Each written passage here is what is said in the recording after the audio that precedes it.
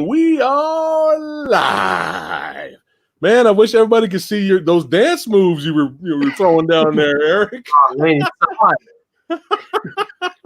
During that intro, what's going on?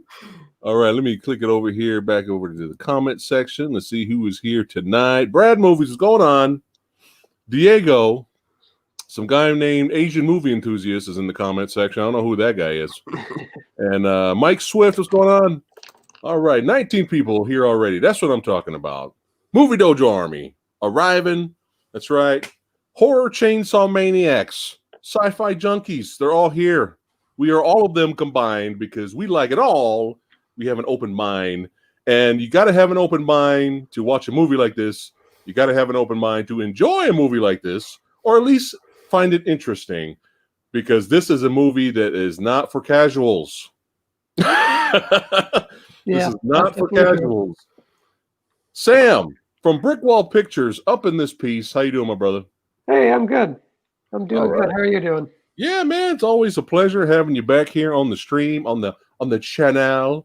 Looking forward to doing more future Is It Really That Bad episodes with you, because you know we got to discover more movies. Yeah. We got to have fun with it. But I know you're a busy man, busy young man, but it's all good. So thanks for showing up today. Eric, always a pleasure, my friend. The Asian movie enthusiast. That's right. Brother from another mother on the East Coast. Where's the come on, man. You got to bring the Castle Grayskull out to show the collection. Yeah, I'll bring it back.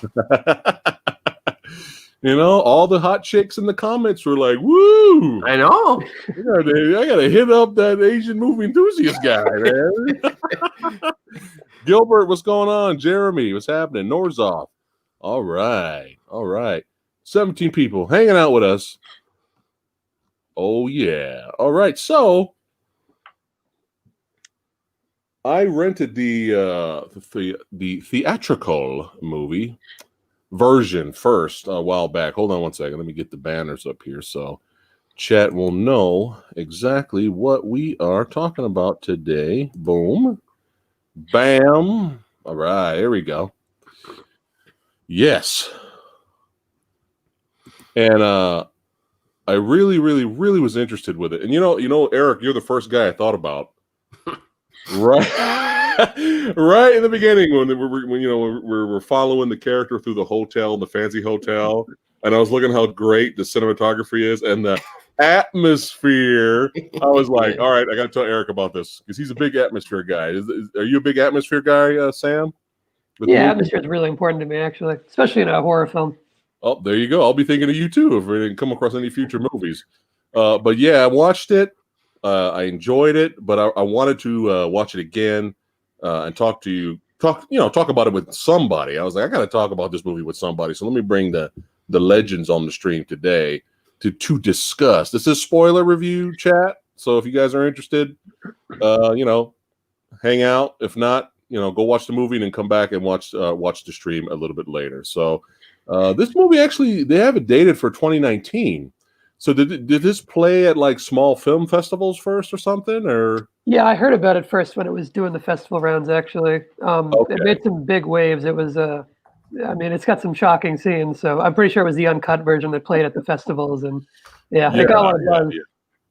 Yeah, and I think I might. I can assume because it's been a while. I've been kind of detached from the theatrical, so watching the uncut version today, actually, I could kind of pretty much pick out what was cut. I might be wrong, but I'll mention a few things to you, and you'll be like, "Yeah, that's probably what it is." But we are here to talk about Possessor, directed by Brandon Cronenberg, son of the legendary Mr. Cronenberg. I'm going to call him Mr. Cronenberg. All right, who made such films as Videodrome and a lot of trippy classics. Do you feel some of Cronenberg's later work is kind of underappreciated? What do you think? I'm talking about movies like History of Violence and Eastern Promises. I feel like, nobody really talks about those movies or no one mentions it anymore. You know what I mean? Like they mostly kind of, let's talk about Cronenberg from the 80s. Am I wrong in that assessment, or they do talk about those movies fondly? What do you guys think? think that's probably an accurate assessment as far as like Okay. The chatter about them goes. I haven't seen a lot of his newer stuff, to be honest, but I think that's mostly just because I'm still catching up on his old stuff. You know, he's still got a couple old. I think I'm just about caught up on most of his good old stuff. Actually, as of this past Halloween, I finally saw Videodrome. That was like the big one I hadn't seen yet. So yeah, I think I'm just about caught up now. I have seen History of Violence. I think that one's very good. Yeah, I haven't seen Eastern Promises yet though, or like Cosmopolis. I think is one of his more recent ones. Yeah, you'll enjoy Eastern Promises. That was really well too. But I'm in the same boat you are, man. I'm still trying to catch up myself. But yeah, let's go ahead and get into Possessor. So rewatched it again today. When did you guys get a chance to check it out? The uncut version. I saw it last week. Okay. Yeah, Friday night, I think, for me. Stars Jennifer Jason Leigh. That's right, single white female fame. And whatchamacallit, Hateful Eight. She's always a good actress. Oh yeah, I love seeing her pop up and stuff. Have you seen the male lead in here and anything else? Christopher Abbott? I've seen him in a bunch of stuff recently. Okay. Actually, he's I really like the guy. Actually, he's been picking really nice roles and always performs them well. He definitely has a little less like name recognition. I don't know. I never hear him talked about. First thing I saw him on was that TV show Girls on HBO. You know, which is kind of like I think that was kind of like one of Adam Driver's first big things too. Now he's huge.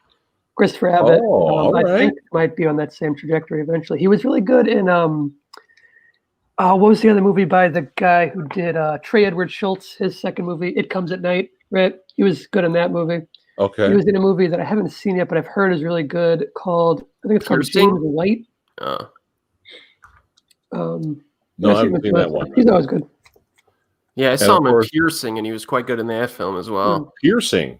Yeah. Okay. Also, we have Andrea Riseborough. Did I say that right? He's really good too. That's right. She was in Mandy. So she was in Black Mirror episode too. That was pretty good. She was in that crocodile one. Oh, okay. I thought she looked familiar. Yeah. Okay. She had like dyed white hair in that one, I think, and like cut short. She looked pretty different, but it was her. Because I was, after, she was really good in this movie, really good performance. And, I liked her in Mandy, even though it was brief. But I was just like asking Lady Fat Blood, like, man, what else has she been in that we've seen? It took us a while to think about it. But yeah, that's probably it, Black Mirror. Because that's one of the popular episodes that she was in anyway. So very well suited for weird films, for sure. Yeah. All right. Jeremy, what's going on, brother? He said History of Violence is decent. He likes Piercing is good. All right. Mike Swift, what's up? All right. So we're going to get into he was good on that TV show, The Sinner, also. You ever saw that? It was like that mystery detective show kind of thing. He was really good on that show. He's done more TV than film. I think he has a bunch of films too. He hasn't been acting that long, I don't think. He only started in like the 2010s, I think. So okay. So well, yeah. This movie right here, I'm sure he's going to be on the slow rise here. So but he was really good. Yeah. Acting was really good in this film. All right. So the movie, we're gonna, this is spoilers, guys. So we might bounce around. We might go in order chat, just letting chat know. So we're all over the place. But right in the beginning of the movie, you have a female character, and she has this kind of device that she's kind of tweaking with. And the more she turns it to the left, she starts getting happy, and then when the more she turns it to the right, she starts getting sad, and then she unplugs as well. First, she plugs the wire in her head first, and I remember going, "Oh well, this is interesting. Let's see what's going on here. What's happening, right?" And then the very next scene, she's all dressed up, her hair is did. She's in the hotel, beautiful cinematography and atmosphere, as my homie Eric would say. And I was like, "Oh, this is visually pleasing. All right, let's see where this goes." But as soon as she walks in the lobby, she looks like kind of like a water fountain. Like it was kind of like what was that? Almost like a faucet or something. Yeah, it's like some of the water was coming out, but it was looking. It looked weird. It looked like the water was flowing upward, like it was in reverse. It was something was weird, right? And she seemed kind of detached for a second, just kind of staring at that, like, what is going on? And then she follows her because she's the character in the so far is kind of like a hostess of that hotel. Next thing you know, she's straight up, going fatality, Mortal Kombat style. Like she's straight just shanking this dude. Yeah, prison style. Stabs him in the throat. Guy falls down. Then she ends up stabbing the dude multiple times, like overkill. Then after the overkill, she reaches down and stares at the blood. And then she grabs some of the blood or puts her fingers in it and she slowly looks at it, right? And I was just kind of like, what is happening here? And then right after that, she grabs a pistol, she puts it in her mouth, and you hear her say, pull me out. And I'm like, what is happening? And then all of a sudden, she can't pull the trigger for some reason this all gets revealed later. And then the cops show up. She tries to shoot the cops, and the cops take her out. And then the very next scene is we have Andrea. What was her character's name here? Hold on a second. She is Voss. I don't remember them ever saying her name. Taja Voss. We'll just call her Voss. It'll be easier to say. Voss, and Colin Tate is Christopher Abbott's character. So Voss and Tate. So the next scene you see, hey, what's going on, Tribal Chief? He says, what's up, Sam? Hey there, right. Tribal Chief. What's up? This is Ava rundown right now. No, we're going to be talking about Ava tomorrow, buddy. So come back and make sure you come back tomorrow. Me and Eric's going to be talking about Ava. Yeah, we're going to get into it. But no, we're talking Possessor tonight. So then, right after that, you see Voss basically kind of wake up from this contraption she's in, where her face is covered and whatnot, and she looks disoriented. And she immediately, they wake her up. Immediately, she starts throwing up. It's very interesting. Very, very interesting. The visuals, and it was weird about this movie. I'm assuming, Sam, I don't know if you know this, but I'm assuming this is not a big budget movie. Yeah, I think it's not like tiny little micro budget, but it's definitely it's definitely a smaller budget than your average film. Huge, like blockbuster size. I think in some areas it does look a little low budget, but then in other areas it looks. I think you can tell that they were careful to utilize the budget they had in the right areas. I think. Right. Yeah. The kind of scope of the sci-fi world feels very restrained. Like maybe they didn't have the money to show as much of the outside world. Like there's not a whole lot of exteriors. There's no you don't get the grand cityscape shots that sci-fi movies usually do, but they focus a lot on the sort of interior production design. That image you were showing of the headset, that looks really cool. I love the design of that. And it has kind of like a throwback aesthetic. It looks a little more like a 70s horror movie device than a modern movie. Yeah. It looks like what sci-fi looked like in the 70s, not like what sci-fi looks like now, And I wouldn't be surprised if that was on purpose. Yeah, I think probably. Mm-hmm. But the whole point, what I was trying to mean by the budget was, you could tell it wasn't like a huge, gigantic budget movie, but yet it was still visually pleasing. You know what I mean? And a lot of low budget sci-fi flicks that are out there, or low budget movies in general, at least attempt to give us something visually pleasing. You don't have to create a big CGI army to storm the shores, to fight against the Romans or whatever. Just give us something visually pleasing if you have a small budget, whether it's effects based or, like you were saying, Sam, set design or whatnot. And this movie does a really good job with giving you something visually pleasing. Even at times the movie is visually disturbing, but even that's beautiful looking in its own way. You know what I mean? Yeah, great use of color, I would say, especially. Lots of kind of neon colors. There's scenes that are just bathed in nothing but red or nothing but there's a whole scene that's kind of a bluish, almost purplish kind of tint. Yeah. And I also noticed another thing that was interesting was the character placement in some shots. Because usually, when you film someone, usually they're in the middle or the camera tracks them. But there were certain shots where the character's all the way completely on this side, and the camera stays there on that person. You know, when the person's just sitting down talking and eating, but it's like all the way over here. And Yeah, I thought that was interesting. I call that Mr. Robot framing these days. Is that what it is? Yeah, Mr. Robot kind of like made that a whole new aesthetic, made that very popular. Interesting. Yeah, that was very interesting. All right, Sam. So take it from there where we're going on in the movie. So now she's woken up, and what was the next scene? What happens now in the movie? Oh God, I'm not good at the plot recap stuff. Okay. All right. Man. Well, I'll analyze the scenes, but you gotta tell me what order they happen. Bad memory. Yeah. I'll kind of bootleg the plot while we're going on. So anyway, she wakes up, she throws up, she's disoriented, and then. Oh yeah, that's where Jennifer Jason Leigh gets introduced. Yes. Her role's not very big, I would say. No, it's small. Like if someone's gonna watch this because they're a big Jennifer Jason Leigh fan, I don't think it'll really deliver on that. She's only in a couple scenes. It's a small part. It's a small part. Even Andrea Riseborough, like even though she is the main character, he spends most of the movie possessing the Tate character, the guy who's played by Christopher Abbott. So even though our main character, we're mostly seeing Christopher Abbott the whole movie. Like she's inside of him, but we're not seeing her. So Andrea Riseborough is, I would say, in a pretty small percentage of the overall film. Right. Yeah, she does a really good job in her couple of scenes though. Like when she's outside of her home waiting to go back in. That might be my favorite scene in the movie, actually. Even though it's not like a horror scene, and it's not gory and graphic and all that. Yeah. It's just really fascinating. They picked a good location.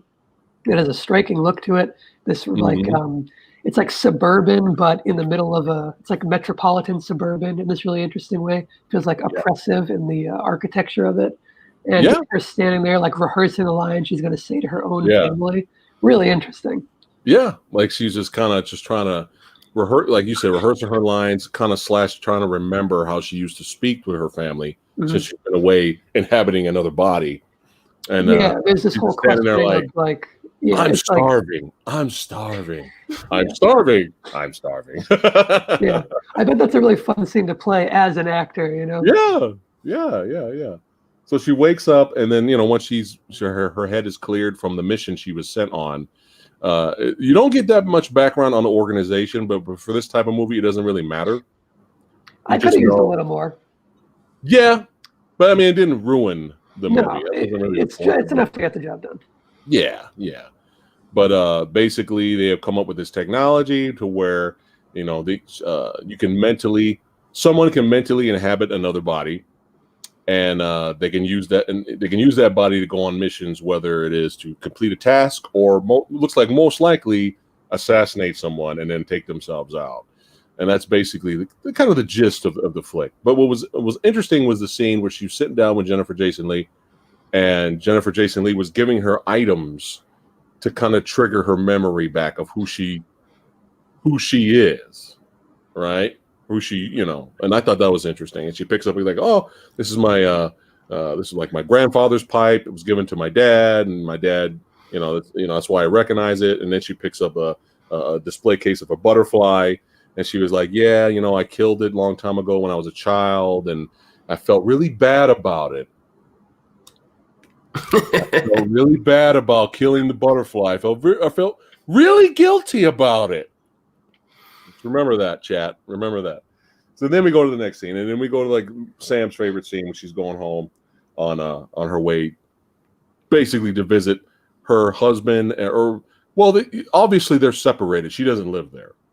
You know, even the husband tells her, you know, I hate this. You're always going on these long working trips. You know, come home. You know, even he's kind of like tired of her not being there. You know, but she goes in to visit him and her son and whatnot. Can we say that the son's doll that he was playing with needs to be burnt? That was like freaky. Like, what the fuck was that doll? That was like nightmare fuel, man. Like, what the fuck? Like, when I was playing the movie, Lady Pepper was like, burn it with fire. Like, what the hell was that doll? If this movie came out in like mainstream Hollywood, there'd be a movie about that doll now. Oh yeah, that'd be the whole Possessor cinematic universe. Yeah. I was like, dude, what the fuck is that? Like, what the hell is that doll? Anyway, so she's home chilling with the family, but while she's home chilling with the family, she starts seeing things. When her and her husband are doing the deed, She's seeing things. She's seeing murder. You know, like when he's downstairs talking to her in the kitchen, she's seeing his neck bleed out. You know, kind of a similar wound when she went and shanked that, earlier kill. So she's seeing things. So I'm like, And I think it's really important, though, is because Jennifer Jason Leigh kind of made it, she was just kind of like, look, if there's something wrong, if you've seen glitchy shit, if you've seen water coming out the faucet and it's reversing itself, you need to let us know, because one little glitch can fuck up everything, can fuck up the whole mission. One memory, can that you hold on to during all of this could fuck up everything. But she keeps saying, "Oh, I'm fine. There's no issues. I'm fine. I'm fine." So Jennifer Jason Leigh's like, "All right, well, here on to the next mission." So I thought it was hilarious when the next kill was Sean Bean. I was like, God damn it. I think at this point in Sean Bean's career, I'm a fan of Sean, but it's kind of funny. I think at this point in his career, he's accepted the fact that stigma is around his career, that he just dies in every movie. Well, but actually, he didn't die. I know. Yeah. No. Maybe they cast him as that just to make you, have no doubt that he died. They're like, oh, we want to be surprised he's alive. Let's cast Sean Bean. Because everyone will just be like, oh yeah, he's dead, of course. Yeah, that was like my first reaction. What's going on, Mateo? All right, Mateo, we're talking spoilers, man. But yeah, we did enjoy it though, so we're just letting you know. Sexy Sumo in the house. What's going on? All right, so, but yeah, that was my first, and first impression. I was like, oh, so they cast Sean Bean because he's gonna die. Yeah. But interesting though was when they're going over the mission and all that. Jennifer Jason Leigh's like, so, I'm glad you're feeling better, and I'm glad you're telling me you're good, but what's up with the shanking? What's up with the extra shanking on the earlier kill? We gave you a gun to use, but you kind of went straight Berserker's Barrage on the guy. What's going on with that? And then she was just kind of like, well, I'm just trying to, just kind of, the gun didn't feel right, just trying to keep up with the character. And Jennifer Jason Leigh's like, well, which character is this? Is this you? Like, what character? You know what I mean? But of course, she kind of quickly blows it off. But she really she's really obsessed with going on these missions. There's no hesitation. Like, maybe I need a break for a long vacation for a while. And she's like, no, give me the next mission. Let's go. And Eric, go ahead and take it from there. What happens next? Yeah, you guys talk too, not just me talking the whole time. That's fine. Yeah, one thing I noticed when she goes back home and visits her family is that she's increasingly more like detached from the normal life, almost like she's becoming obsessed with inflicting death upon people. Uh-huh. So they give her this next mission finally. And, basically it's kind of a convoluted mission, but her goal is to, kill Sean Bean, which is the goal of every film that he's in, and kill his daughter. And then while in the body of this other dude, Tate, and then she's supposed to kill herself. And then the next person in line will take over the company, and her company that she's working for, the organization has apparently some leverage over this next guy in line. So they'll essentially have control of this company, which is like a data mining company that is probably illegal because they almost like hack into people's, I guess you could say, webcams and stuff like that, and identify what products they're using and stuff like that. Yeah, I was like, what the fuck is this job? Yeah. Like, so they show him go to work. And they basically hack into somebody's webcam. These people are like, making love. And he's like looking at what color blinds they have in the background to like gather information for, I assume would be almost like Google ads or something to like, know what types of products. My take on that was that it's like a commentary on like the Amazon Alexa thing, or like a Google Home, how people think that it's like listening to them, or not think it is actually listening to them, and they start getting served ads based on like, oh, you were talking about drapes. Here's a drape commercial. I think this is like the extension of that, where it's like it's not just sound. Now there's a person physically looking in and going, "Oh, those drapes are a little dirty. How about they're probably looking to buy some new drapes?" You know. When I first seen it, though, I was like, "What the fuck is this job? And how do I get hired?" Yeah. I want to get paid to say, "Hey, black curtains." Yes, It was interesting. That's what like. Yeah. Yeah, go ahead. That's one of the big like sci-fi ideas in the movie, you know, like where it's like it's kept on a pretty small scale, but it is a big, bold idea. And I don't know, it almost feels like you could write a whole movie just about that job, you know? You could. Like, I feel like there's so much more to explore within that job and within that like, you know, kind of Amazon surrogate company or whatever. In a sci-fi setting. I almost want to just, you know, spend more time there. Would have liked to explore that a little further. Yeah. And Sean Bean was so perfect at being, he was so perfectly casted at being a dick. Yeah. Like he just effortlessly, and he was just like, he's like, when, you know, when they meet up with him later, he's telling Tate, it's Tate, right? Yeah. Colin Tate. Yeah. He tells Tate, he's like, you know, if the job is too much for you, let me know, and maybe we can work something out. Like, he's just totally just punking that poor guy. But yeah, go ahead, Eric. Go ahead and continue. So yeah. Don't forget the extra glitches now. We're getting more glitches. Yeah. So after Voss goes into Tate's body, again, there's a psychological effect of all these. She's been doing this for so long, apparently. There's starting to be after effects, side effects mentally. She starts seeing like little things floating in the air. Almost looks like, you know, little fluffy balls, and you know, they may or may not be there, and she's like picking at them, and you know, she's seeing. It's almost like at some point throughout the film, she actually has a difficulty maintaining control of the body, and Tate's own consciousness starts wrestling with her, which is kind of like much of the second half of the film. But I like how the film immediately has like an attention to detail, because as soon as she inhabits his body, his girlfriend, it's just like she realizes like something's up with this guy. Like he's not acting like he normally does, which would happen if somebody were to take over somebody's body. She's like, "You're acting weird, man. What's going on?" So I kind of like that. And after he goes to work, puts in his work day. He has almost like a seizure. Voss is getting there's so much of it's almost like Stallone after Rocky IV, you know, after fighting Drago.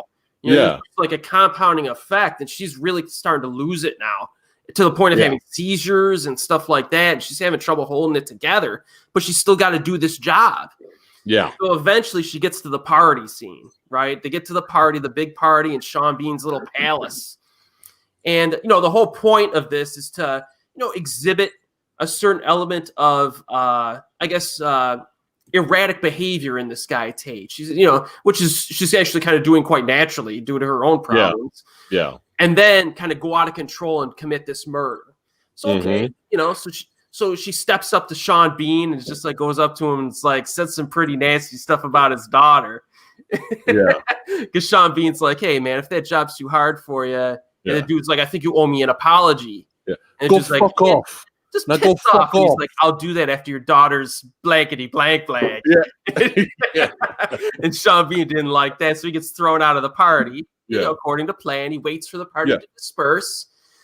And Voss in Tate's body goes in and commits the act of violence against Bean and his daughter, successfully kills the daughter.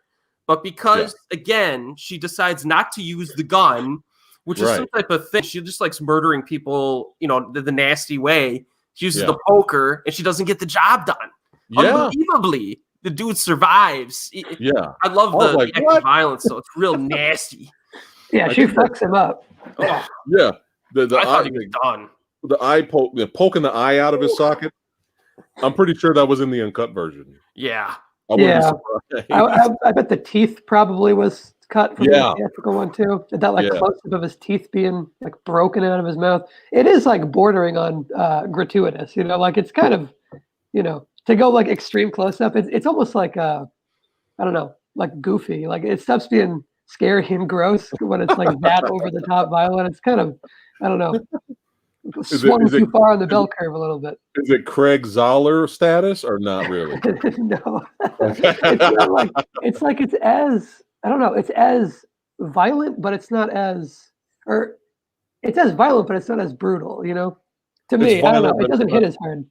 Yeah, you got to remember, chat. We're all badasses here. We're all hardcore, so you know.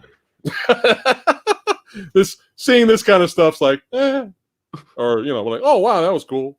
Cool effects. That's about it.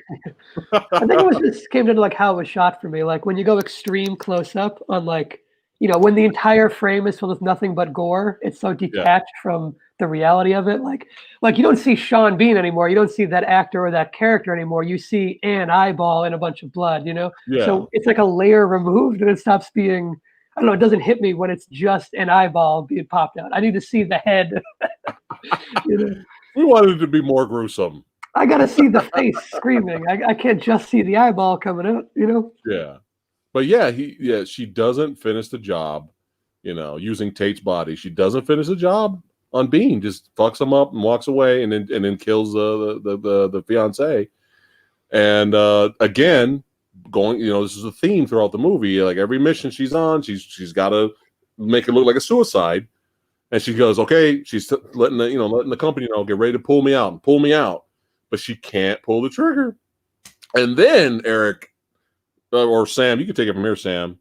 Then it just goes. Then she's really having issues. And then they visually show an actual like detachment and like internally detachment from there on. And then you're following Tate, who's like, I don't know what the fuck is happening. And we're kind of going back and forth towards the end of the movie. Yeah, there's this like internal and external battle going on between the two bodies inhabiting the body of Tate with the like mind of Voss inside of him. When she's trying to kill herself the second time, it's kind of like he gets control for a moment. He's like fighting back this whole time, the actual guy whose body it is still. And it's almost a little confusing when it first happens, but it's kind of like she's trying to shoot herself and he grabs a shard of glass and he like stabs the like emitter thing, the little sci-fi device that's implanted in his head, and he like stabs that thing, and then that's what kind of starts giving him more control. And at that point, it's kind of like her connection is fried, so to speak. But her bosses they're not like aware of that. She's still masquerading as if she's in control the whole time.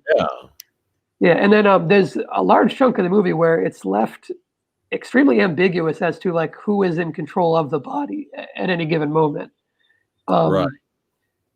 I don't know how you guys felt, but it's at some points it was intriguing, and at other points it was just a little confusing almost for me, to a point where it was like a little more clarity would have actually helped, I think, throughout that stretch. What do you think? I could see obviously more clarity is always better.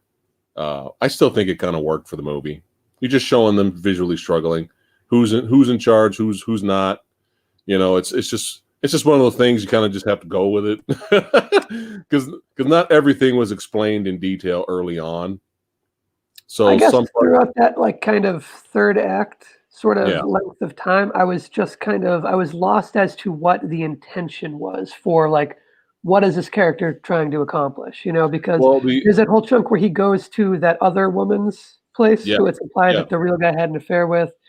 And throughout that whole chunk, I'm like, I don't know who's controlling the body. And regardless of which one it is, I don't know what either of them is doing at this person's apartment. Like, what is the goal at this point? Because the hit is over. She's not coming out because she's not in control. So it must be him. But why is he going to this place? And I don't know. It left me a little cold for that chunk of the movie. I didn't have a whole lot to latch onto there.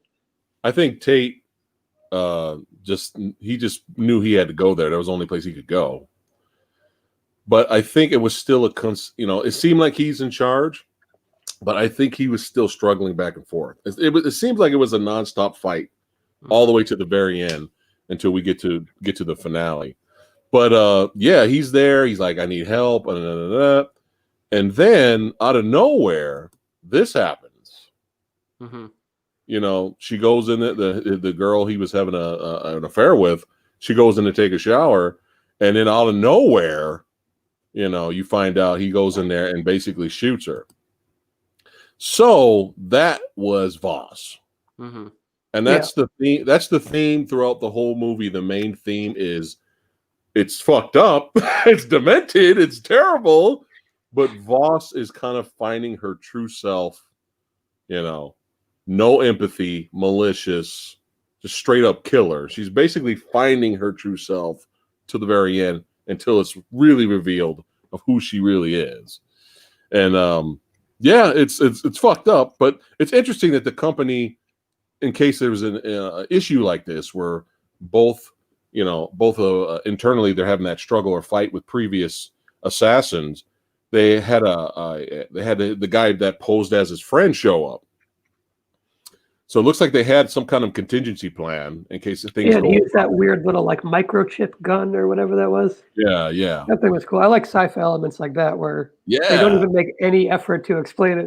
It's just like, yeah, that exists in this world. I like little details like that. Yeah, that was pretty cool. Again, visuals, man. Just the originality about it, the freshness, the detail. It's all here, and let's see where we are now. So yeah, go ahead and take it over, Eric. Yeah, before I continue, I just want to give a shout out to the wax body melt scene when she first goes into his body, and to show her the wax body melt and then it reforms into his body. There's some pretty sweet visuals in that scene. Oh yeah. So they're they're kind of the body horror part of the movie where they're kind of merged together too. Yeah. Her fingers and shit were like all up in her face and stuff. Really good stuff. Yeah, so they're you can tell he pulls that from his from the elder Cronenberg.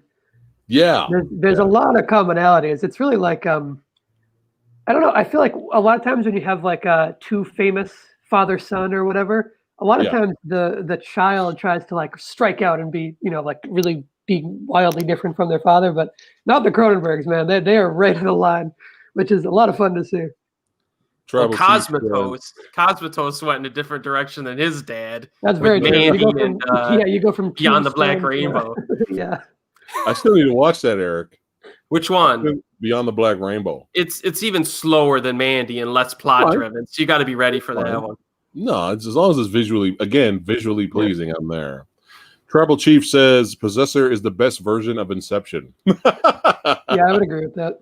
Yeah. I was thinking of Inception for a lot of the movie, actually. Yeah, I do like it a little more than Inception, though. Hey, I think I might too, actually. But where are we now? So they're now in the bedroom. We're in the bedroom. Recalibration. Yes. And you get some interesting visuals there when the plant is trying to recalibrate and kind of save the day here, and you see Tate coming in there internally and trying to choke out Vaz to get more control. So we're got a nonstop internal battle throughout this movie. But the interesting thing is, at the time, Tate kind of wins that round. Then he goes back home. And if you notice, there's little things too. If you notice throughout the movie where he's saying stuff as he's Tate, but he'll just mumble shit that she said earlier in the movie. Like at some point, he says her son's name, and the girlfriend, the mistress, is like, "What the hell? What are you talking about right now?" So that was interesting too. But he goes back home to Voss's house, kind of breaks in at gunpoint, and kind of he doesn't know what else to do. He's desperate, so now he has the gun on Voss's husband or ex-husband or whatever the fuck. And basically, he's just yelling at her internally, "You need to get out of me, leave me alone, or show yourself, or do something, or I'm going to kill him." Now, here's where it gets even more interesting. So, Tate shows up. I'm sorry, Voss shows up internally, and basically becomes her true self right then and there, while using Tate to do what she couldn't do, but what she always wanted to do, and that's basically kill. Even if it's symbolically, she basically goes up to Tate, and she tells Tate, "You wanted to do this whole time, so you need to do it. Go ahead and kill him. Go ahead." That's basically herself using him to do what she couldn't do, and I think throughout the movie, that's what was causing her to have struggles. Basically pulling the trigger was because she still had that fond memory of her husband and her son. What do you guys think of that? What's your take on it? I think it might be like she doesn't want to kill herself because she doesn't want to stop being this other person, because that means she has to go back to being herself. That's a good one too. That's a good one too. What do you think, Eric? Yeah. What's your take on it? About the same? Yeah, I would agree. I actually thought of a few Asian horror films while I was watching this. There's a film called Cure, a Japanese flick, and that's part of that film. Is that Kiyoshi Kurosawa? Yeah, where the detective throughout the film eventually wants a release from his normal everyday responsibilities, and that involves, a certain thing that happens to his wife later on, and it's like a release for him. And I also thought of A Tale of Two Sisters, the Korean film, in terms of the mental struggles of the main character in that film. Yeah, good movie. So this one's up my alley, and I agree with. Have either of you guys seen Good Night Mommy? That I think it's Austrian, that horror movie. Yes. It is the exact same story as A Tale of Two Sisters. Like beat for beat, moment for moment. Yeah, I didn't realize at first until I watched them like in a close time span. Good Night Mommy completely ripped off A Tale of Two Sisters. Wow. Yeah, same twist, same characters, same evil mother character, everything. Wow. Now I gotta watch it again now. Because when I saw A Tale of Two Sisters, that was years ago. Years ago. And then I watched Good Night Mommy and I reviewed it on the channel. Yeah, I saw Good Night Mommy first and I liked it a lot, and I watched it a second time, and then I went back and watched Tale of Two Sisters and I was like, oh, I already saw this movie. Wow. That's crazy. Wow. That's pretty damn funny. So if I ever watch Good Night Mommy again, I'm probably gonna start laughing hysterically. Didn't they remake A Tale of Two Sisters? Yeah, The Uninvited. Yeah, they did an American remake. Was it good? No, I don't think so. Big surprise, right? I'm just assuming no. An American remake of a foreign film is almost always just horrible. So. Yeah, and I've already talked to I talked with Jax B. the Ripper. We had a stream and we talked about Martyrs, and I was warning her how garbage the American version of Martyrs is. Oh, that's what we need to review. The remake of Inside. Oh shit! I haven't seen it yet. All right, I'll get you on that one soon. All right, we'll do it. We'll do that because I enjoyed the original Inside, but oh god, you got me scared. You know what? I already know because for American audiences, they probably bitched out in the ending, didn't they? Don't tell me. I'm not saying anything. All right, they bitched out. I know. All right. Well, we will collab. Yeah. We will collab. But yeah, so now we have Tate, who as of right now is in control until Voss convinces him to pull the trigger. And then again, overkill, Berserker's Barrage on the husband. And then she gets shanked in the neck. Tate's body gets shanked in the neck by the son. And then she just again goes Chow Yun Fat. Just completely obliterates the son.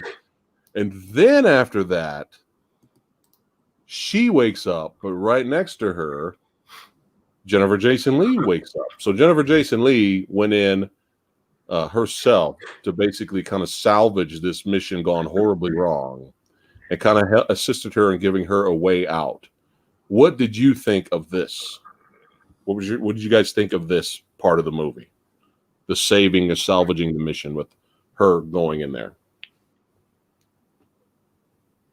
When she went into the kid's body? Yeah. Yeah, I don't know. It seemed like a contingency plan where Jessica Jason Leigh goes in, and I guess the ultimate tactic there was to, I guess, kill Tate if she couldn't do it herself again, because she kept failing and putting the gun in her mouth and taking it out. So that was almost like a stealth tactic, and it worked. But then and then you see Voss almost gleefully gun down her own child. Yeah.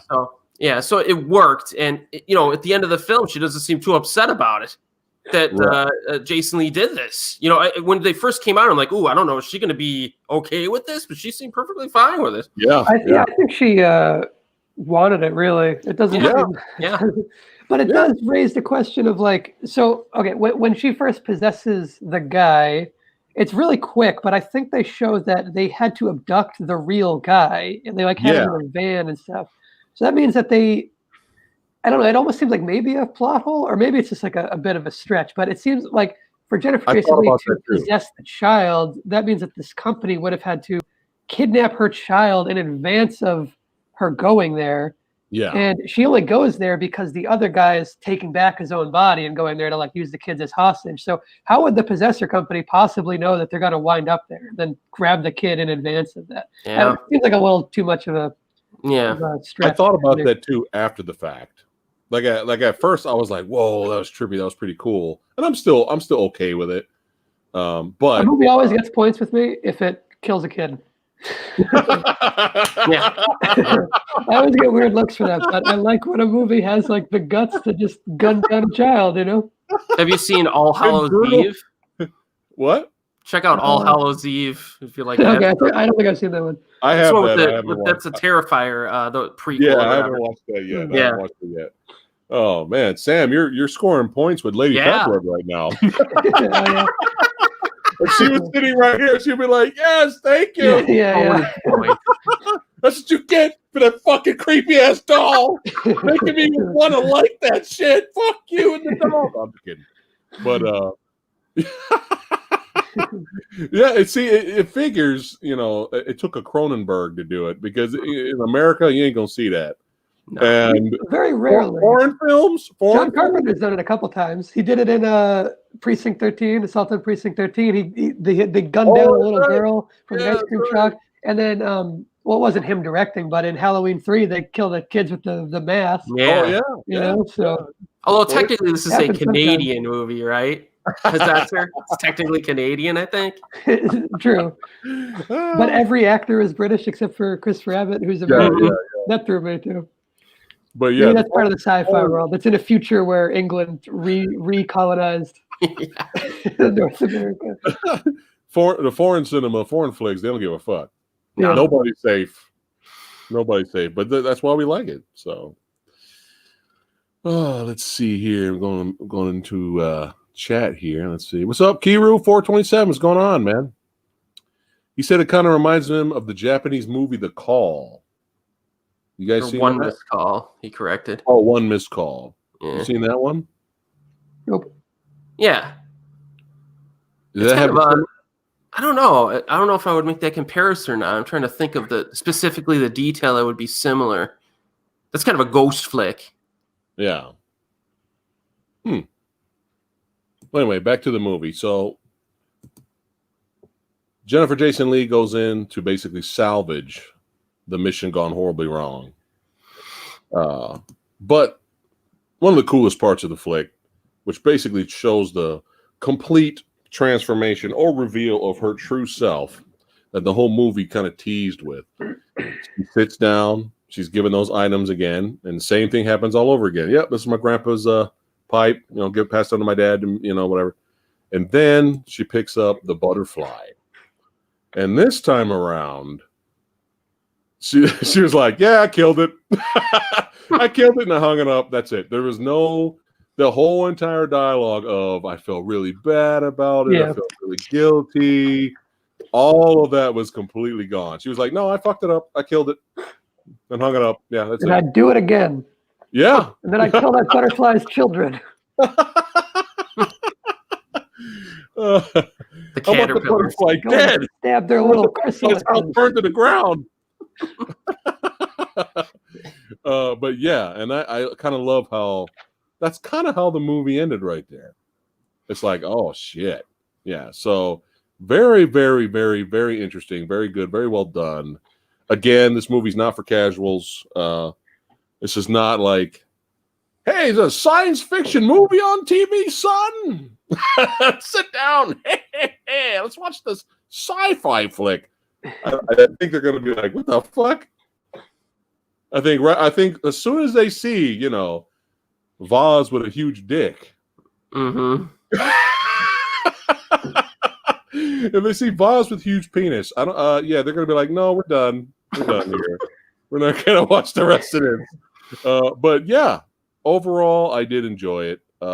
Any other issues Any good or bad, positive or negatives before we give our rating? That's right, because this is a live review. So I liked the movie a fair deal, but I do have some problems with it, mostly on just on a writing level. Like I feel like production, they did a good job with the budget they had. The visuals are great. The production design is great. The performances are great. The gore is all good, except for I have a little couple concerns on how it was shot. It could have been used a little more effectively, but for the most part, really good. I think like how brutal it was. My problems are mostly just on a writing level. I would say even more specifically on a character level. I need a little more on a character level to care about these people for both Voss and Tate when he's like not possessed. Seeing him as a dude for a little while, getting a feel for who he is would be a big boon to this movie, I think, overall. Just there's so little character development, and there's so little I guess sort of stakes for the whole movie, because the stakes are kind of fake. It's kind of like this hit, but the hit doesn't really matter in the grand scheme of the actual story, meaning the literal stakes for the protagonist are extremely low. All we have for like the actual stakes for her it's like a one line that Jennifer Jason Leigh has where she implies that Voss can eventually like take her job, like advance to middle management. That's like the real stake for the character, but it's such a minor, inconsequential thing. It's kind of you kind of sounded like you wanted her to die. Would you have preferred if she died? No, I needed a stronger framing device, I guess. I needed like a more concrete goal for her as a character, and I needed more. I just needed to know more about her and more about Tate. I think it would have worked better. Well, she's just a straight up killer that enjoys killing. I think that's all we need to know. But with Tate, though, I think we could have used some more character development with Tate, because it probably would have been more tragic. Like you kind of got to know the guy, you kind of like the guy, and then now he's fucking killing his fiance and shit. Like, well, you have this whole you have this whole like him getting taken over thing, right? And I feel like when you have a personality invading someone, it would be best to demonstrate this change in him if we have contrast, right? But we've only really seen him once she's taken him over, meaning we don't have anything to compare it to. We don't really know how much he has changed, how different he's behaving. We don't know who he is outside of her possession of him, meaning it's pretty hard to have sympathy for him because he's basically a mannequin that she's inhabiting. Right. Yeah, more character development with Tate. I agree with that, sure. I would also say another thing is like more of an arc for the protagonist, because like you were saying that she's kind of like finding herself throughout it, but it doesn't feel so much like that to me. It kind of feels like she's the same person all throughout, and we're just seeing her do her same thing. Like she's already extremely violent and loving the violence in that opening scene, and then it's kind of just the same thing at the end. So she doesn't have too much of an arc to me. Okay. I just looked at it that way because she kept denying it. Like she kept like, well, it's not me. It's the character I was playing, who did that. She didn't really come I guess out. There's some denial, but does she, maybe I forgot, maybe I missed something. Does she accept it more at the end? I know she doesn't say I feel bad about it with the butterfly, but that's more of like an omission. I thought her big reveal of this is who I am when she basically just told the dude, she tells Tate, you've always wanted to do this. She's telling him that, which is she's basically talking to herself in a way. Right. And then he pulls the trigger.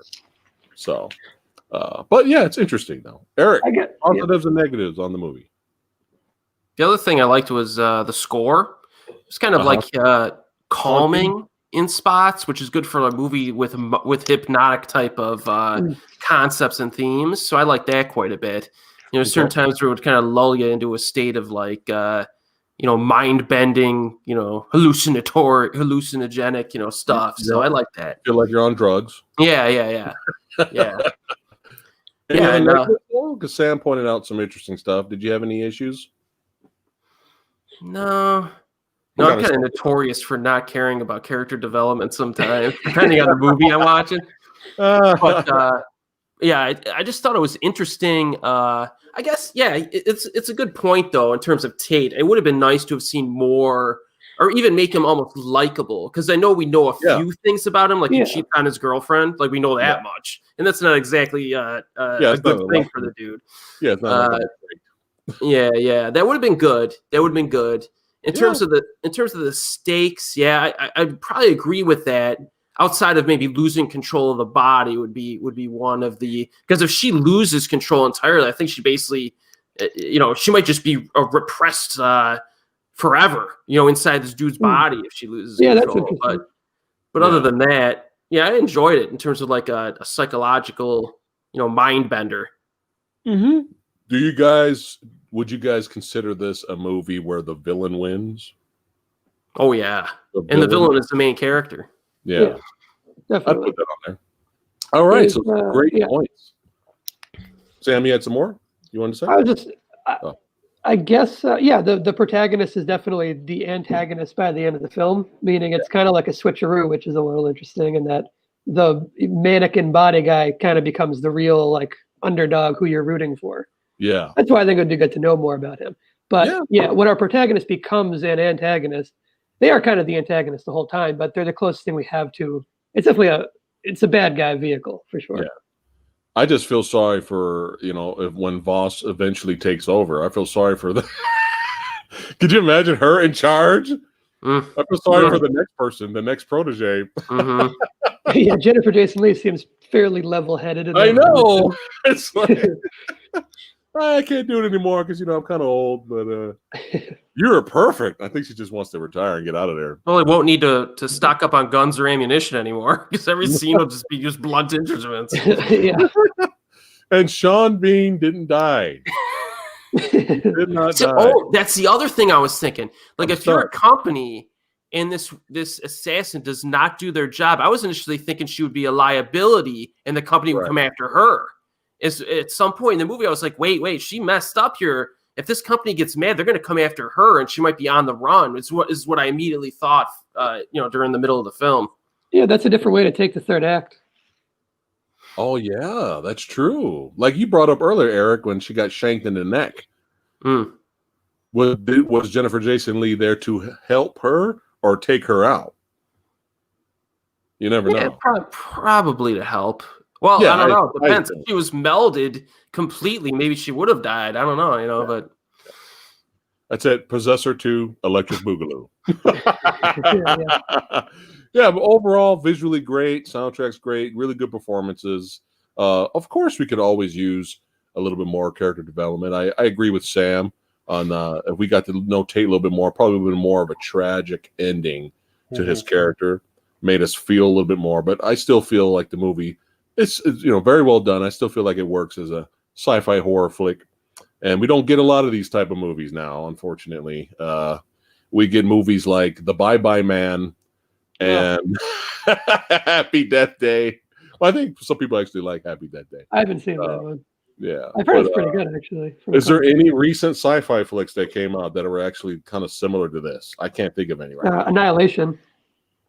Annihilation was excellent. Really? It got so underrated. They really, I think, what was it, Sony who owned it? They messed up the release of that movie bad. They like swept it under the rug. They didn't have confidence in it. It's excellent. Really? And that's you gotta check it out. Yeah. Isn't Jennifer Jason Leigh in that? Yes, she is. Oh, that's right. That's right. It's like hard sci-fi, and then there's not like a ton of horror, but there's a few horror set piece like moments. Are you a fan of or well, not a fan, but are you aware of the YouTuber called The Critical Drinker? No. Yeah. Okay, Eric, you know him, right? Yeah, he's like from Ireland or Scotland or something. Yeah. Just out of curiosity, Sam, maybe watch his video and then we could talk about it another time. But his most recent video is about Annihilation and how dumb it is. Oh, really? Okay. So you're gonna have to fire back and be like, I disagree. Yeah, I'll fight him. We'll have a debate. Yeah, Sexy Sumo. He watched. He was trying to recommend Annihilation to me. He said it was violent and it was really good. It's on the list.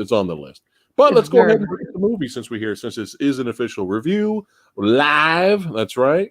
And 3 is average on the channel. 3 is average. I'll give my rating at the end. Leave some suspense for chat.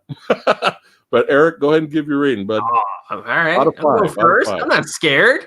So on your rating system, a 3 is average. Yes. I gotta give this at least a 4.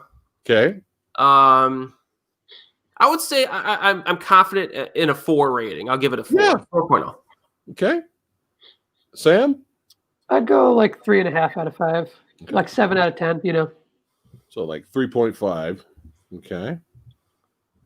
All right. And I am in the same, and it's still an above average rating. 3.5 is above average. That's still good. And I'm on the same board with Mr. Enthusiast here. So boom, bam. So the chat, those who just arrived right now, this is what we have rated Possessor, the uncut version. Possessor, the knocking out the eyeball version. Possessor, shooting a kid in the head and the head blowing up. Possessor, Andrea with a big dick. This is what we give the film. Enjoyed it pretty much all around. Very entertaining. Is this Brandon's first flick, Sam? No, he has one before it, and it's called Antiviral. And I actually like that one a lot more. I liked Possessor, but I have a soft spot for Antiviral. I like that one a lot. It's really gross. It's a sci-fi again. Do you know anything about it? It's got a the premise in that one is it's a sci-fi thing, and the star is what's his name? He was just in Twin Peaks: The Return. He was in 3 Billboards Outside Ebbing, Missouri. His name is. Does anyone in the chat know? I can look it up, I guess. He's got red hair. That actor. Caleb Landry Jones. Yeah, that guy, Caleb Landry Jones. He's the star of Antiviral, and he's great in it. And the premise is that he works for. Well, it's a future where celebrity. Yeah. Like it's got a really great social commentary. I think that's what really elevates it above Possessor for me. The social commentary is that like celebrity status has ballooned out of control to the point where when a celebrity gets sick, the fans of these celebrities want to have their same illness. So he works for this company that like will go up to a celebrity and they'll like extract the pus out of their cold sores and they'll go and inject it into their fans who pay like $1,000 to get a little closer to the celebrity. And I find that concept fascinating. And it's really gnarly because they do like, you know, the blisters and the sores and stuff, and it's really gross. And there's some good body horror in there too. There's this sequence where like this metal grate like comes out of Caleb Landry Jones's like face that looks really good. And really, it's good. It's not like I wouldn't call it amazing, but I enjoyed it more than Possessor. Nice. Still, I mean, as long as he's consistent. Yeah, that's a second film, but that was 8 years ago. That was back in like 2012, I think. So it's been a while. Oh wow! Yeah, I don't know why so long. I guess maybe Antiviral.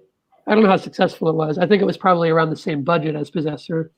Well, look at the director who did. Was it Cosmatos who did Mandy? Yeah, took him 8 years. He hasn't done. I guess 8 years is what you need to make a to make a creative, lowish budget horror movie. Interesting. Hopefully it doesn't take another 8 years for the next one, though. Yeah, hopefully. Definitely. I'm gonna have to check out Antiviral. That was good. I've been wanting to do some kind of video about it because I think it's an underrated one. Let me know, man. I'll watch it and then invite me or me and Eric, whatever you want to do. And we'll go on your channel if you want. Yeah, I don't know. Or mine. I was thinking about doing it in the Macabre Month of Horror last year, and then I didn't get to it. I don't know. Yeah. I might do It Deserves More Respect on it, possibly. I don't know. All right. I got to check out some reviews, and if they're negative reviews, then I'll make it part of that series. So after we're done with the stream here, are you going to go watch Critical Drinkers video and dislike it? Put it like, take that. I can check it out. I won't dislike it, but maybe I'll give it a watch. All right. So overall, that was pretty good. Nothing horrible. And you know, we're always honest here, even if we, you know, hang out and talk movies. We're always honest. If we don't like it, we don't like it. We agree to disagree. It's all good. Yeah. We're all badasses. We're all family. And we all go home happy for the day. Unless you watch Shadow in the Cloud. But speaking of sci-fi, Sam, have you heard anything on this newest film that's getting buzz called Parallel? I have not heard anything about it. Okay, let me look up really quick. This is getting a little bit of buzz, and it looks like an indie movie. Like, it doesn't look like, a big, huge budget worldwide release, but find it. Please spell parallel. P-A-R-A-L-L-E-L. There you go. Thank you. Whoa. This came out in 2018? Yeah, this is indie film. Oh, so it's not a new movie. But it's in new releases section though everywhere streaming. Oh, really? Weird. Yeah. Maybe so here's the plot synopsis. So it goes, a group of friends stumble upon a mirror that serves as a portal to a multiverse, but soon discover that importing knowledge from the other side in order to better their lives brings increasingly dangerous consequences. So I don't know. Just kind of pointing that out. Maybe we'll check it out and talk about it. But yeah, Parallel's getting good reviews for some reason. The reviews on IMDb is not that great. Like the rating right there. I just looked at it. But Parallel. There you go. Cool. Here's one movie that nobody talks about. And this was when this movie came out, I didn't know that much about Cronenberg. I was just dumb. I was just young and dumb. And I remember I was in the video store and I saw the tagline. And the tagline was something, I don't remember it verbatim, but the tagline was something similar to, "This makes the Matrix look like..." It's like one of those. Equilibrium. Yeah. Had that tagline. And like it with the late 90s and early 2000s, any movie doomed, any studio that released their movie with that type of tagline, doomed the movie. You doomed it on arrival. Dead on arrival. Equilibrium was dead on arrival. I remember seeing one TV spot for Equilibrium and then never saw it again. And then luckily watched it later and found it entertaining. But we're going to do Retro Leo's never seen the movie, so we're going to do Is It Really That Bad episode on that. Jax B. the Ripper in the house. What's going on? Unless you live with my family, nobody is happy at the end of the day. What are you talking about? Oh, Imran, you beat me to the punch. That's what I was getting to. Maybe he remembered the tagline. Oh yeah, Existence. So I rented the movie, and I was disappointed because I was expecting some movie to kill the Matrix. I was disappointed in that aspect, but at the same time, I was entertained by the flick, and I never forgot it. I don't remember it because it's been years. But you never forgot it.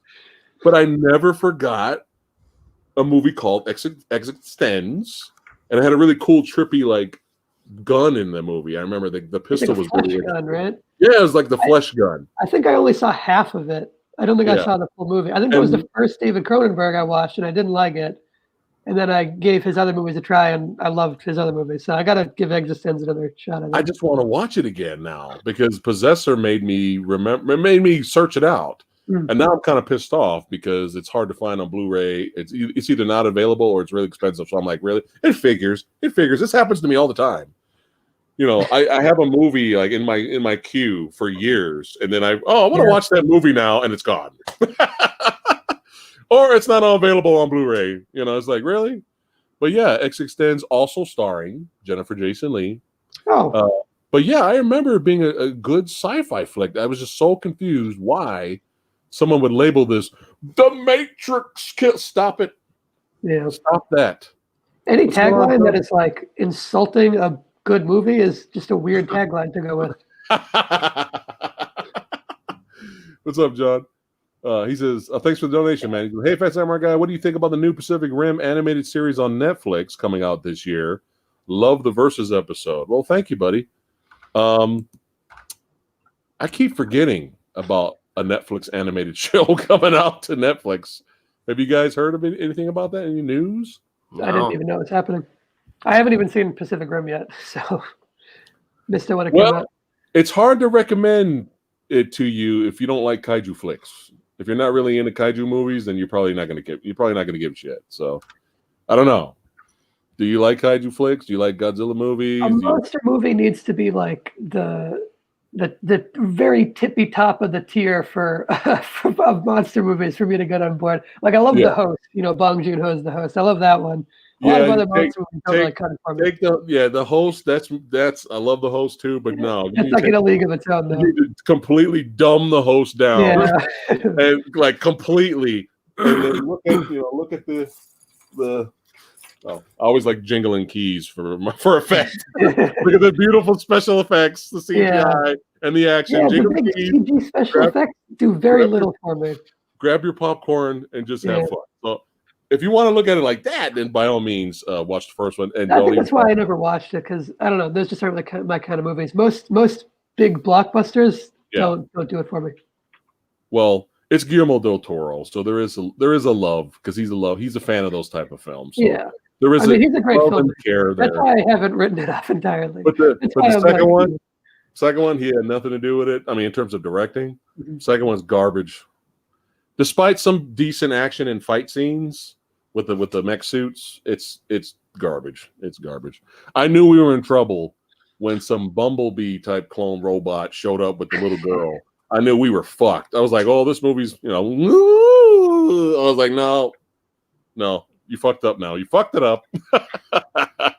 But no, hopefully, John, it's a good show. I mean, we don't want bullshit to come out, right? We want everything that comes out to be good. So hopefully, Sexy Sumo. It's called Pacific Rim Job.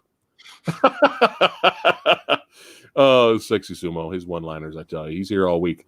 But yeah, hopefully it's cool. I mean, if it's a straight up real anime, then it better be like top of the line animation, badass fight scenes. Like it better be cool. So hopefully, if it's good, it's good.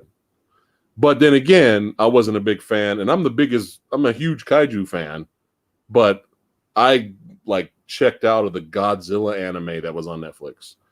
I was just like, I'm not feeling it. I just didn't like it. I didn't even bother finishing it. So there you go.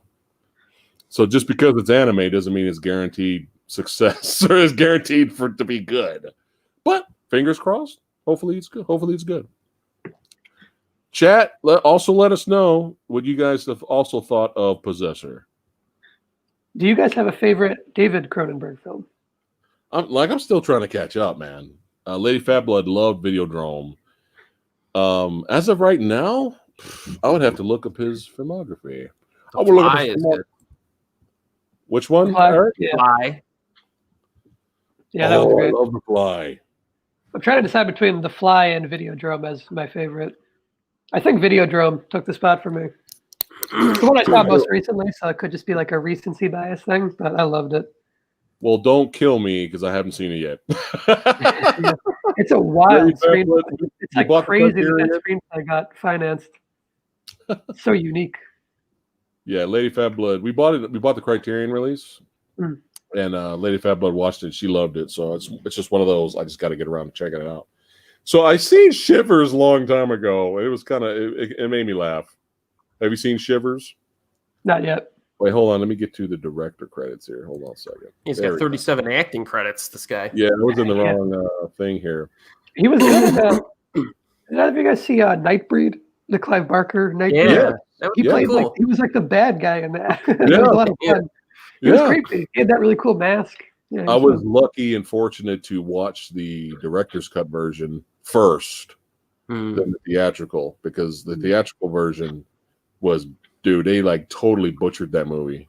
That's probably what I saw, because I did not like the movie. I love David Cronenberg in it, but overall the movie I did not like it. Well, let me see. Sorry, spoilers, chat. If you're watching right now for Nightbreed. At the end finale, when the rabbit, the rustlers showed up to fight against the creatures of the night, was an actual a battle. Like the creatures were defending themselves and taking them out. I don't really remember. I know the cops showed up. They were surrounded at one point, I think. Right. And it started feeling like an X-Men movie or something. That's what it felt like to me, which is not what I was expecting. Did the creatures defend themselves? Did they fight against them? I can't remember. I think they did a little bit. Okay, well, maybe you watched the director's cut, so maybe I just don't like the actual cut is completely different. Okay, I think I watched whatever version was on Netflix. I think at one point. Maybe that was it. Yeah, I thought the movie was fun, but the studio tried to market it as a serious horror flick. That's what I was going into thinking. Yeah. Yeah, and people like. I'm not surprised you didn't like it. I'm not surprised. I mean, people when we went to the theaters, they were like, "What the fuck is this?" If I went in knowing it was like goofy and like lighthearted, I might have enjoyed it. It might just be I had my expectations calibrated wrong. Yeah, I would have been the same way. But it is fun, and it's in the book. There is basically the creatures are not evil in the book. The humans pursuing them are. So that's the original concept. But the studio was like, no. So there's like a totally whole different ending. Like it's the studio version. They took scenes out and put scenes out of order, so it doesn't make sense. If you watch the theatrical one, it's so bad. It's crazy how often studios do that, where they just fuck up movies and make them make right. Yeah, I'm telling you. What's up, Egg Shen? What's cracking? Oh, we have scanners. So here we go. We got. Let's start at. I have not seen The Brood. Oh, The Brood's good. I reviewed that like 2 or 3 Macabre Month of Horrors ago. Oh, like Rabid. Have you seen the remake to Rabid? No, I haven't seen the remake. I just watched the original recently. Chat, if you've seen the remake to Rabid, I'm hearing like it's not terrible. I'm surprised. Chat, I think it's on Shudder. So, Chad, if you guys seen the remake to Rabid, let us know in the chat comments. Because I'm curious. Any rarity that the remake is actually good of something, I'd actually like to check it out. I watched a bizarre movie. Me and Letterfeld watched a bizarre movie the other day. What was the name of it? Oh, was it Sisters? It stars Lois Lane. Is that Brian De Palma movie? Yes, that was a bizarre movie, man. What did you think of Sisters? Great opening. The whole first act, I think, is almost perfect for a horror movie. Kind of Rear Window-esque a little. Yeah. But what you call was fun. What is her name? The actress that plays Lois Lane in Superman. It's not Margot Kidder, is it? Kidder, yeah. Yeah. She was fun, and it was really good. Where do you? I'm assuming from what you said that the second half you were kind of like, well, so much for that. A little bit, yeah. I don't know. It was never bad. It never lost me entirely. The opening I think is excellent. The rest of it I found a little more kind of average. Right. But I mean, I like Brian De Palma. I like his style. Yeah, the multiple favorite De Palma camera angles. Yeah. Oh, I love how he used split screens. Was anybody doing that back then? Yeah, I don't know how he executed that. Yeah. I know he made split screens like a thing, kind of like. Yeah. I don't know. He kind of. I'm sure he wasn't the first one to do it, but I think he was the first one to use it in such a stylish, like cool way. You know. Yeah, he did a little bit of it in Carrie, but more so in Sisters. But yeah, Sisters was fun. It was bizarre, but it definitely wasn't bad. I like the madhouse effect of it later, but when it literally turned into an old black and white. Evil scientists, the brain that wouldn't die type of movie. I was kind of like, okay, I get what they're trying to do. Maybe it was an homage to that era, but it was one of De Palma's first movies, so I think that's why it's a little rocky in some areas. It's not bad though. It's definitely definitely not. Blowout. Blowout. Is that John Travolta? Mm-hmm. That's considered his best role, right? I don't know about with Travolta, but I think that's my favorite De Palma film. Oh, okay. Norza says Scanners is his favorite. Let's see. Scanners, best head explosion ever put to film. Yes. That is true. That's a fact. Yeah. Yeah. Oh, Naked Lunch. I see that one getting commented. That's one I still have to see. I really want to see that one. I have not, with Peter Weller, right? Yeah, I need to see that one, and I need to see his Crash. The other movie called Crash. That's not the big dumb Oscar-winning one. The big dumb Oscar-winning one. Yeah. Isn't that getting like a Criterion release or something? It's getting some kind of special edition. His version? I hope so. I want to see it. Sounds interesting. The premise. Norzoth said, haven't seen the Rabid remake, but the Soska sisters directed it. I enjoyed their film American Mary. That was a good movie. I enjoyed that. I haven't seen that one. I heard it was good. So we have The Brood. We have Fast Company. I haven't seen that. The Brood, Scanners, Videodrome, and I have not seen The Dead Zone either. Mm. Wow. Christopher Walken. I know. It's been in the queue for like 38 years. I'll get to it. Videodrome and The Dead Zone came out the same year. Oh, that's impressive. Wow. They're very different. And then The Fly. I guess Dead Zone's like the mainstream one, right? That's like guaranteed to be successful because you got the Stephen King name and all that. And then Videodrome's his weird one where he's like, oh, this is probably going to flop, but I got this other big movie coming out. Probably. I'll stay relevant. Yeah. I wouldn't be surprised. And then The Fly came out in 1986. Dead Ringers. Haven't seen that. That one is great. That one was my favorite until I saw The Fly and Videodrome. Those three are the top three for me. Yeah, let me click on Dead Ringers. Between those three. That one's Jeremy Irons. We got old boy in there, Jeremy Irons. Yeah, he's playing two roles. He's playing brothers, or I guess twins. Yeah, twins. Definitely twins. So and he's so good. It's one of those like rare dual roles where you can completely forget that it's the same actor. You know? Oh, I'm already. It makes the two so different. Like, okay. There's so much nuance in his performance. His performance is the reason to watch it. That one, I should say, it's not like I wouldn't really call it a straight up horror movie. There's not a whole lot of horror in it. It's more like a drama about addiction than anything else. Okay. Like a really good addiction story. Nice. Speaking of Jeremy Irons, I just watched The Mission recently. That was really good. With Jeremy Irons and Robert De Niro. That was very well done. I haven't seen it, but I've listened to the soundtrack to it a bunch of times. It's a good soundtrack. Ennio Morricone, man. Yeah. But yeah, it's a very good. It's time to hate humanity movie. It's one of those. So, but we got Dead Ringers, Naked Lunch.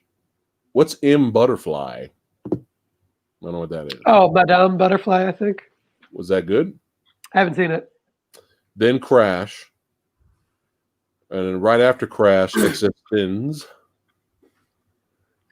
Then, looks like he took a break here. He just did some shorts. But yeah, Existence was 1999. Wow, that was the same exact year The Matrix came out. Poor thing. And they were already using that tagline. I know, it's terrible. I thought maybe crazy. it came out after The Matrix came out. That's terrible. Your tagline is the best movie since The Matrix, and it comes out a month after The Matrix. Yeah, that's saying a whole lot. Oh my god. Spider, you know what that is? Spider. No. 2002. And then A History of Violence, 2005. So that's when he like jumped completely away from horror. He hasn't gone back to horror yet, right? We have Eastern Promises next. 2 years later, Eastern Promises. Yeah, two Viggo Mortensen movies. Mm-hmm. A Dangerous Method, 2011. Let's see, what's that? Let me click on that one real quick. That's the like doctor one, right? Oh, again, Viggo is in this one as well. Oh. So you got Michael Fassbender, Keira Knightley, Viggo. So okay, I'm on board with that cast. A look at how Fassbender? I know, right? I'm sold. A look at how the intense relationship between Carl Jung and Sigmund Freud gives birth to psychoanalysis. Interesting. I just remembered Cronenberg is an actor in the miniseries adaptation of Margaret Atwood's book Alias Grace. He plays the priest in that. That's one of his acting roles, I guess. Wow. Such a weird outside the box choice for that. And he actually showed up in what is it? What is it? Jason in Space movie. He was in the beginning. Oh, Jason X, he was? Yeah, Jason X. Oh, man. He got killed in the beginning. He just showed up right in the beginning and got killed, which is hilarious. I must not have known who he was at that point when I watched Jason X. Cosmopolis. That's the one with Robert Pattinson, I think. Let's see. Have you seen that one? No, I heard it was bad from a lot of people, but lately I've been hearing that it was like a little underrated. So I think I might check it out actually. I'll go back here. We're winding down here in terms of his filmography. Hold on, let me just get back to it. Looks like he's still doing little short roles in here, here and there. He's in Star Trek Discovery. Let's see here. The Nest is a short. Maps to the Stars. Don't know what that is. And then Consumed is another short, 2014. So yeah, that's it. Oh yeah, hasn't done anything in a couple of years. Oh no. Interesting. Egg Shen says, I'd have to go Naked Lunch for a Cronenberg movie. That's his shit right there. Oh, there it is. So Sexy Sumo says Criterion Crash is out now. So it was Criterion release. So there you go. Cool. You go. Let's see. Who was the bigger star in Videodrome, Sam? James Woods or Debbie Harry? Oh, I think James Woods owns that movie. Yeah. He's really good in it. I was reading afterwards about he hated making it though. Like he couldn't stand the prosthetics. He didn't know what he was getting into with Cronenberg's body horror stuff. Yeah, and like how long it would take, and to do the big like prosthetic torsos to get like videotapes shoved through him and stuff. He said it was like painful and uncomfortable, and it took hours and hours. Yeah. Oh, that's hilarious. I'm sure he recognizes it as one of his best work in his filmography. So it's probably in the long run, he's probably like, it was worth it, even though I suffered.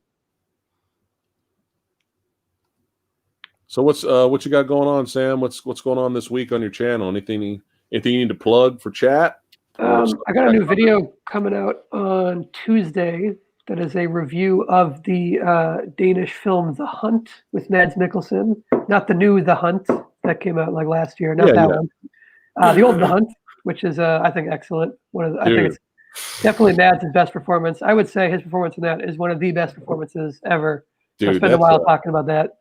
That's a heavy movie. That's a heavy movie because it can happen easily. Mm-hmm.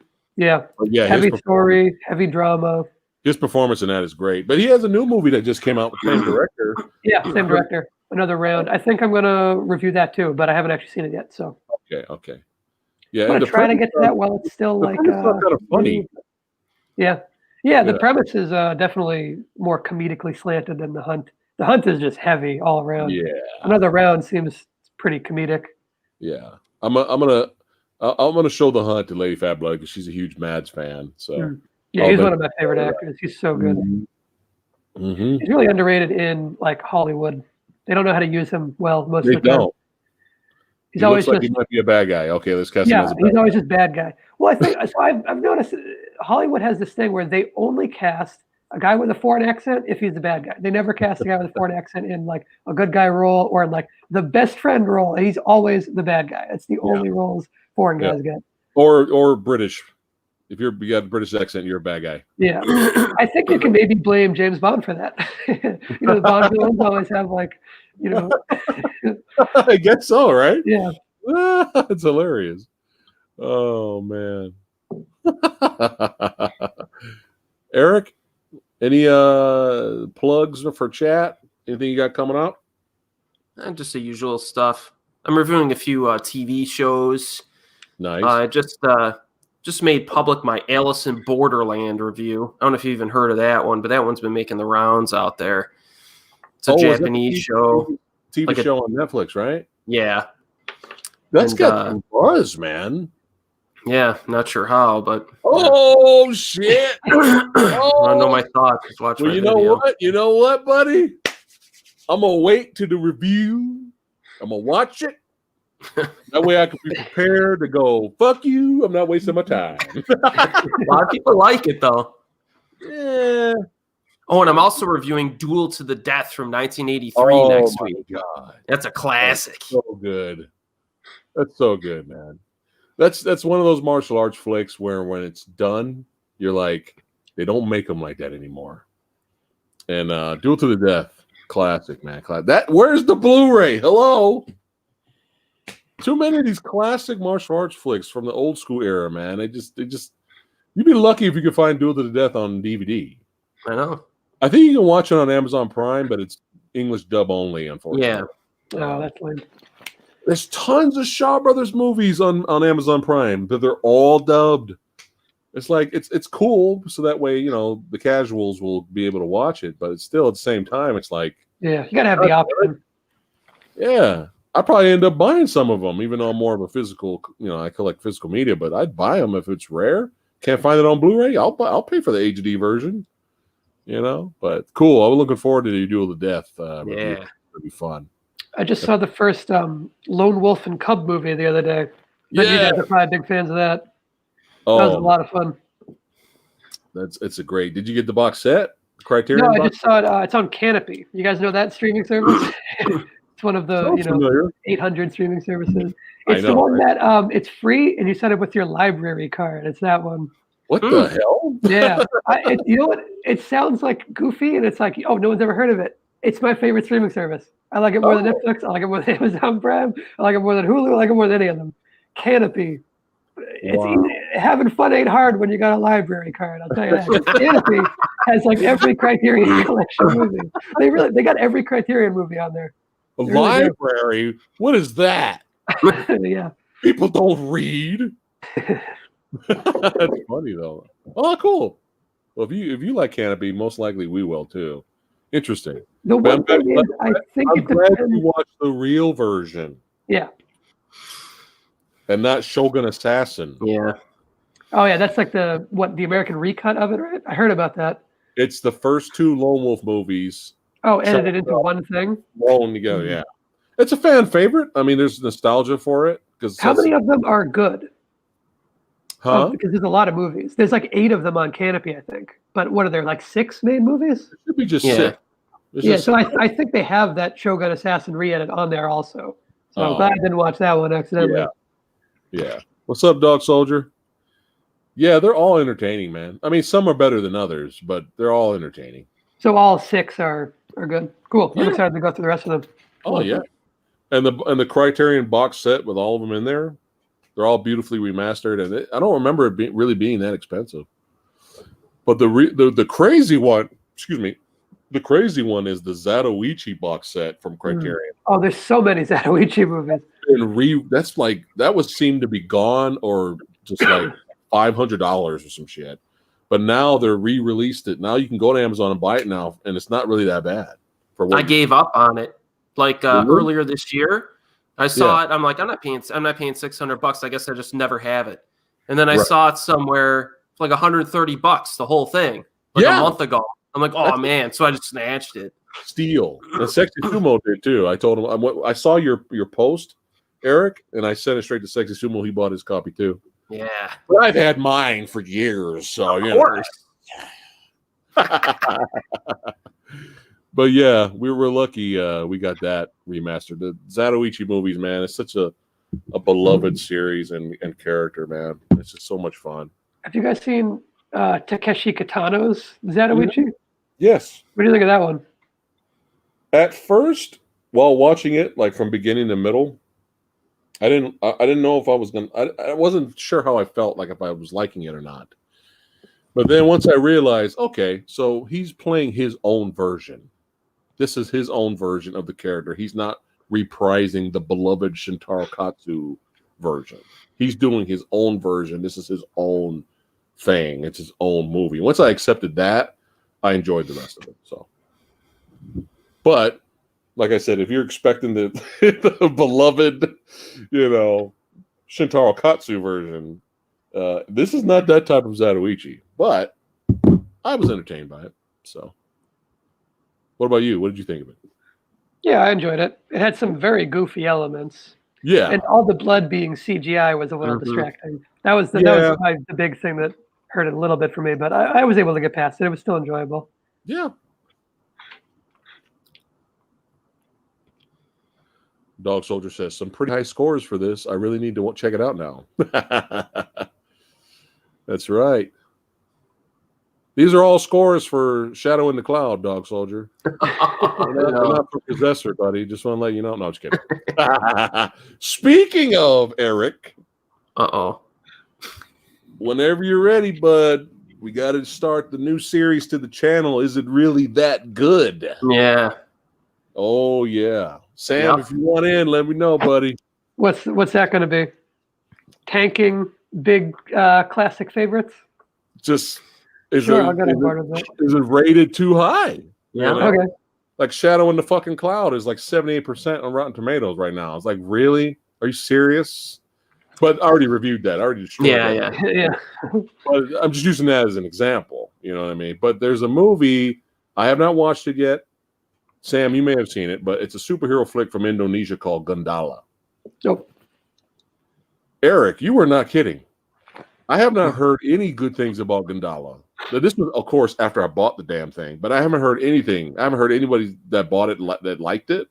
It's at an 80% right now. Yeah. Insane. That is insanely high for a superhero flick. That's not Marvel or whatever. Like that's It must be a masterpiece. You're gonna have to check it out. Is it really that good? I might like it. Yeah. I don't know. Gotta hold some suspense for chat. But yeah, any ideas, Sam? Hit me up. Message me and be like, you know what? I just watched this movie the other day and it's so highly rated, and I'm like, why the fuck is this shit? Hit me up. We're gonna do Is It Really That Bad streams, man. So sure. I mean, really that good. Sorry. Yeah, it sounds fun. Yeah. Of course, Rob from Entertainment Talk Nation is trying really hard to get us to do, because he wants to hear Lady Fat Blood rant, because she like goes nuts. He really wants to just do it just to hear Lady Fat Blood rant, but he wants to do Avatar. So I think I'm kind of twisting her arm to do Avatar.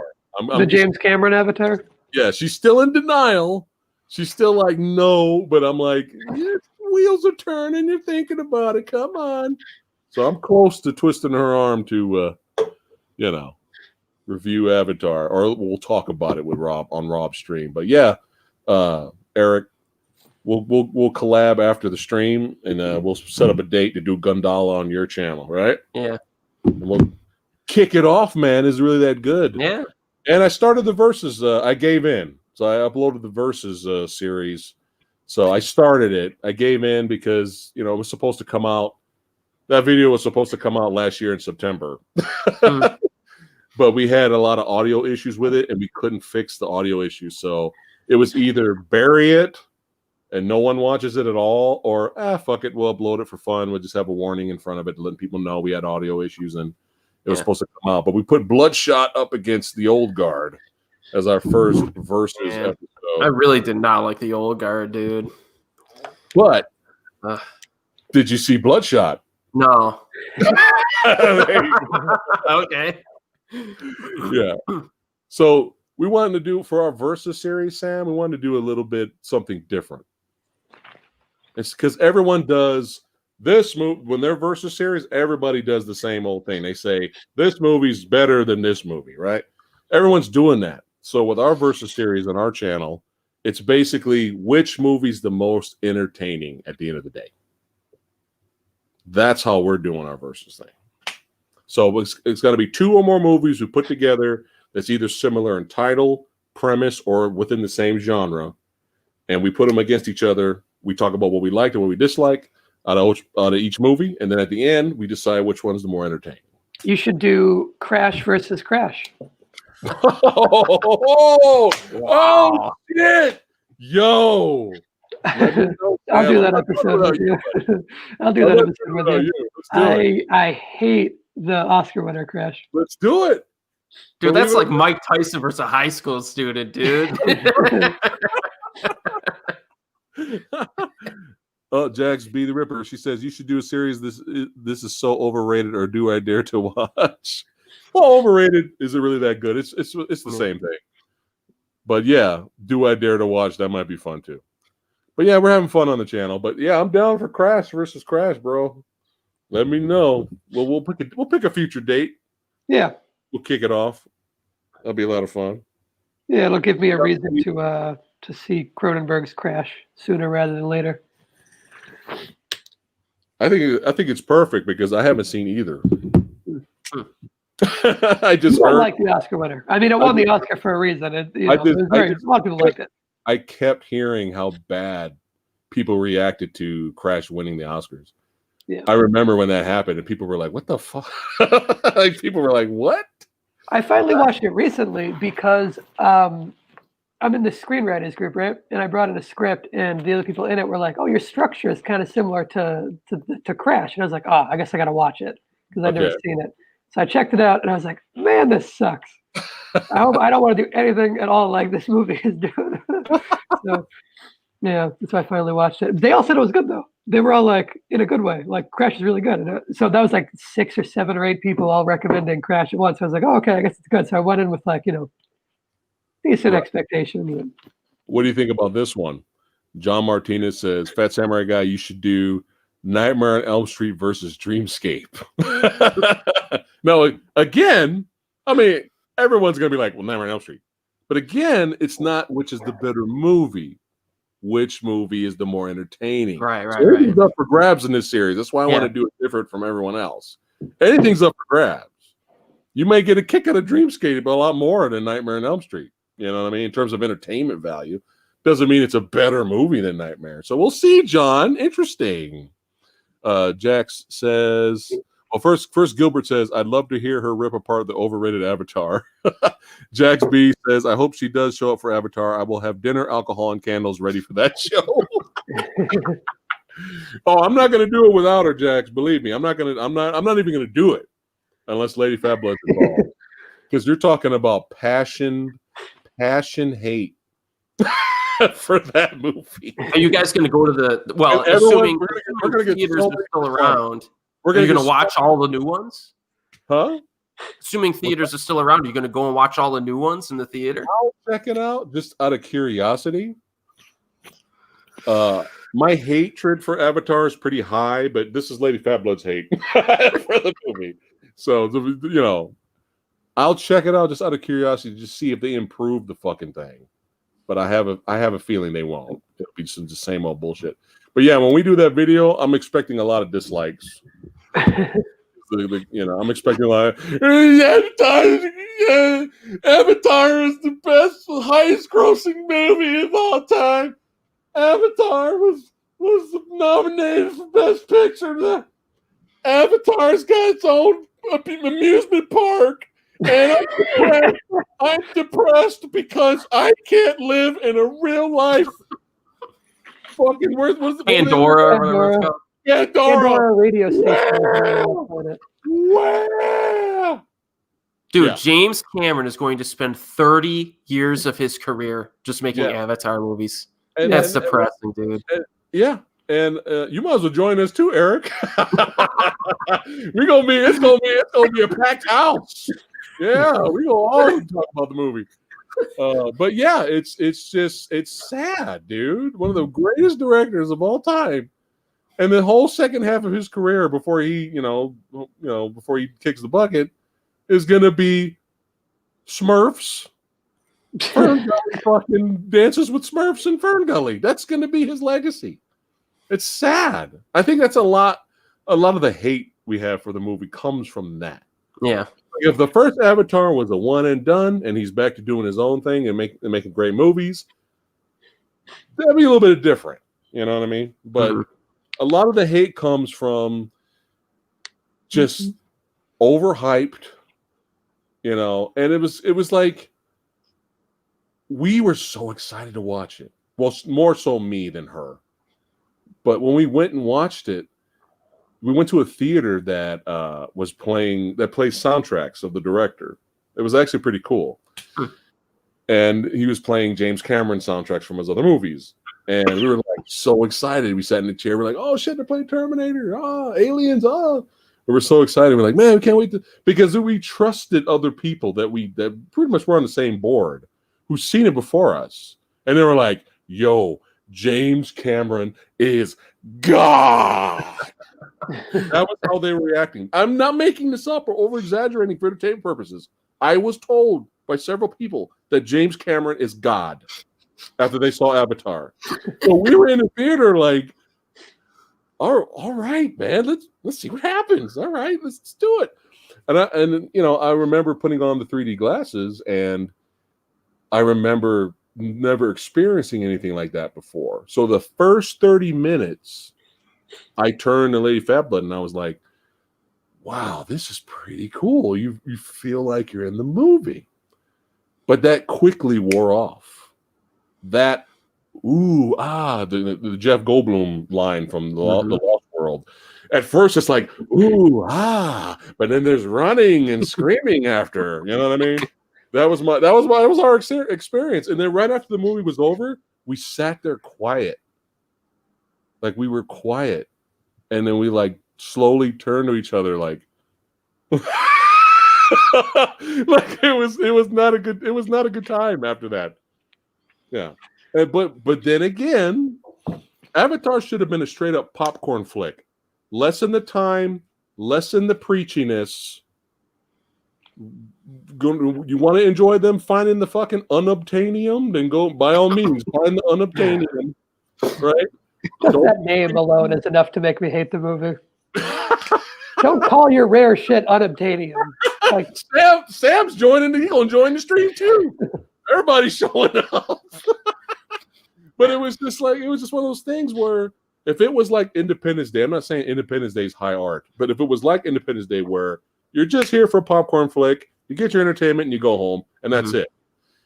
Avatar's hype was like, imagine Independence Day coming out, and then all of a sudden Independence Day is the highest grossing movie in the history of cinema. I think you would be like, what? And then the next thing you hear is Independence Day is nominated for Best Picture. I think you kind of be like, you know. And Roland Emmerich, well, is a bad example, but I'm just saying at the time, Roland Emmerich, all he's going to do for the rest of his career is Independence Day movies. He kind of does in his own way, actually. But yeah. But anyway, we'll save the rant for the video. Yeah. So whenever we do it, I'll send you guys invites, see if you guys are down or not. But I know Sam's really busy. Oh man. You guys want to wrap it up or what? You got stuff to do? Whatever you want to do, man. You got orgies, threesomes to do? Well, usually, but... See, man, no hot chicks are in the comment section pawning after you, Eric, because you ain't got all the. I should go get my merman character and put merman on the screen. All the chicks doesn't come out like gangbusters. It said the merman. Sam, you want to wrap it up or what? Your call. I'm good with whatever. All right, chat. We'll stick around a little bit longer, chat. If you've got any Q questions, live Q&A, we are here. Any questions for Sam, Eric, and myself, we are here hanging out with the Movie Dojo Army and the badasses. And I'm out of drink. Damn it. No. I have to go up and get something to drink in a little bit. Is there any movies you're looking forward to this year? Oh, Raging Fire, baby. Benny Chan's final film. And Donnie Yen. Is it? Oh, yeah, that wasn't on my radar, but Donnie Yen's in it. Really? All right. Any others? French Dispatch, Wes Anderson's new movie. That might be out this year. French Dispatch. Yeah, The French Dispatch, I guess. Interesting. Wes Anderson's new movie. Martin Scorsese has a new movie that might be coming out, but probably not. It probably won't be out this year, but who knows? All right. What else is there? Robert Eggers has a movie in the works. Okay. Don't know if that'll be out or not, but it might be. Looking forward to people keep asking me, am I looking forward to Candyman? I'm like, no. I'm not really. I'll probably just rewatch the original. Yeah. I'm looking forward to Antlers. Watch the trailer for Antlers, not the most recent one, but the one that came out like 4 years ago or like 3 years ago. There was a trailer 4 years ago. Yeah, like 2 or 3 years ago, whatever it was. I'm over exaggerating again. But Antlers looks like, oh, what is this horror flick? What's happening right now, man? I'm kind of digging the atmosphere, kind of digging the vibe. What's happening? It's kind of like the less I knew, the more excited I was. Because it was a trailer. The first trailer for Antlers was done so well. I'm like, dude, this is my kind of shit. And I don't even know what it is. But yeah, Antlers, that comes out. Actually, I'm kind of excited for Terrifier Part 2, to be perfectly honest with you. Sure. Let's get the slasher element back. Let's do it. I'm all for it. I enjoyed the first one. I know a lot of people hate it, but I liked it. I thought it was fun. Eric Burns is watching Alligator from 1980 right now. Oh man, is that Robert Forster? I thought so. Oh, is it? What he's in, right? Doesn't Toby Hooper have a movie called Alligator? Or is that Crocodile or something? You're thinking of, I think you're thinking of Eaten Alive. Oh, maybe. I think whatever I'm thinking of has Robert Englund in it, I think. Yeah, Eaten Alive. Yeah. It's like a slasher guy, but he had a pet croc at the same time at the hotel. That's some good B-movie fun there. But all I remember is Robert Englund's line from that movie. Because he's at the whorehouse. Oh, yeah. I'm Buck and I'm here to fuck. Yeah. Yeah, and then I came back and killed Bill. That's right? You know, Robert Englund was the villain in an episode of Knight Rider, too. It was pretty cool. Robert Englund? Yeah. Oh, my goodness. Oh, that's funny. What's going on, Tradu? He said, what's up, badasses? What's up, Eric? That's right. Movie Dojo Army hanging out tonight. Any other versus ideas, Sam? Sorry, you have a few ideas, options. I'd probably think of some, but nothing's coming to the top of my head. Eric? I don't know. I like to do fun ones. A lot of action and horror movies I would recommend. We should do like The Taking of Beverly Hills versus something. It's got to be sports related. Yeah. Sports action flick. Like The Last Boy Scout or... like Goon? That's tough. You guys ever see Goon? Huh? Which one? You ever see Goon? That's like a hockey action movie. Oh yeah, that was a good movie. That was a fun one. They got a sequel, I think, last year, but I didn't hear anything about it. Yeah, I don't know if that's any good, but the first Goon was good. Yeah, it was a fun one. Egg Shin is asking, where can I watch Buy Bust, Eric? It was on Netflix for a long time. Yeah, either Netflix or Amazon Prime. I'm sure has it. Yeah, I think it's still on Netflix. Speaking of Buy Bust, I don't remember if I said yay or nay to it. Oh, you said it was as bad. I did, huh? It is as bad. Yeah, it is that bad because you would never want to watch it again. Oh, that's what made me change my mind. Yeah. Okay. It was close, man. I was right there. I was thinking about not doing it, but Are you a big fan of that one, Eric? What's up? You a big fan of that one, Buy Bust? Not a huge fan, but I did enjoy it, despite some of its flaws. Yeah, he was a little bit more forgiving than I was. Yeah, I was right on the fence with it. It's just the lead actress, dude. They should have just had you They should have just had you star in the movie, Sam. You were more convincing as a martial artist in your action short than she was in that movie. For me, it was the sound is what kind of killed Buy Bust for me. It wasn't just me. Design was weak, I thought. It wasn't just me. There were moments where it seemed like the sound would cut out. There was tons of Foley missing. It was missing Foley, and it was missing just like general fight sounds. Like there were no swooshes when people punched and kicked and stuff. There were no swoosh sounds, and that makes a huge difference. The Program versus Remember the Titans. Yeah.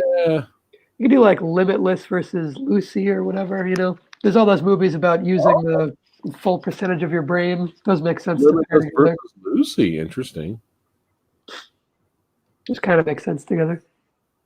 Do you think? I don't know, Eric. Do you think as much as I love The Taking of Beverly Hills, it's really good B movie schlock. As much as I like that movie, do you think it has a shot against The Last Boy Scout? No, they're different types of films, really. But it has to be something kind of similar or within the genre.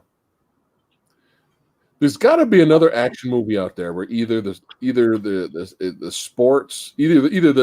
lead action star is an athlete of some sort. You could go old school and go with what's it called? Truck Turner. You know that old Isaac Hayes movie? He's like an ex-football guy who becomes a private eye, I think. Oh. I got it. He's got it. Jim Cotta. Yeah. Have you ever seen Jim Cotta?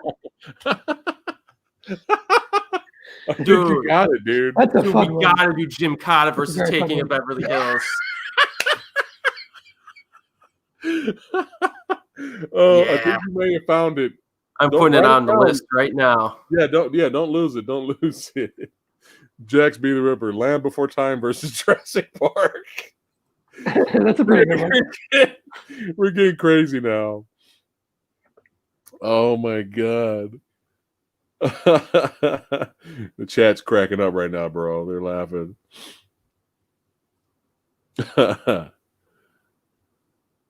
What's going on, Cuppy Malik? Welcome to the stream, man. See, this is around the time where I start my stream, so everyone's like waking up. Oh, really? If I stream right now by myself at like 8 or 9 p.m., there'll be way more people watching right now. Let's see, but still, we had a pretty decent amount of people watching tonight. Yeah, the movie's good, brother. Look at that. We got our scores up right now. If you're curious, I gave it a 4. Eric gave it a 4. Sam gave it an above average rating. He did think it was very good, but it's above average. So yeah, I'd still recommend it. Yeah. Mm-hmm. Even much was a little bit lower. If you want to stay away from spoilers, though, don't watch the beginning of the stream because we go into everything, the reveal, and all that stuff. So, Jim Cotta versus the Taking of Beverly. Dude, that is an epic matchup too. I think that works. We have an athlete who's the action lead. That Truck Turner was a good one, though, Sam. That was a good throw in there. That was good.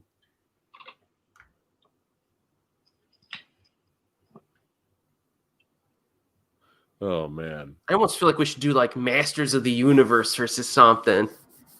You know, a lot of people consider, not a lot of people, but I've heard people say the first Thor flick is very similar to Masters of the Universe.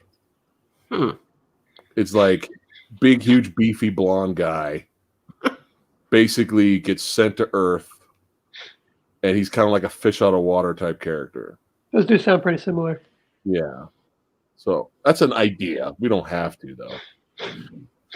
But we gotta, if we're thinking fantasy sci-fi flicks, though, what would be a good interesting fight against Masters of the Universe, though?